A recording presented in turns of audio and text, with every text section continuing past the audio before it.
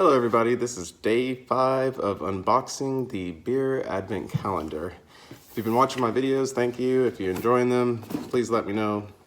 This is actually kind of fun, but at the same time, the first video was a good idea, the second video was another good idea, the third video I'm like, oh shit.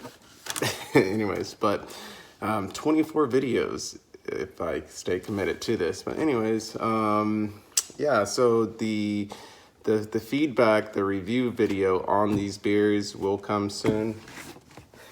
I think I might just hold off on drinking some of these for a day so I can stockpile them and then give a feedback review after I've been chugging a bunch of beers for a while. I think that'd be kind of entertaining. I don't know, but we'll see. But anyways, here we go, day 5. Weizen. We have Liquor Weizen, German wheat beer. Again, with the Germans,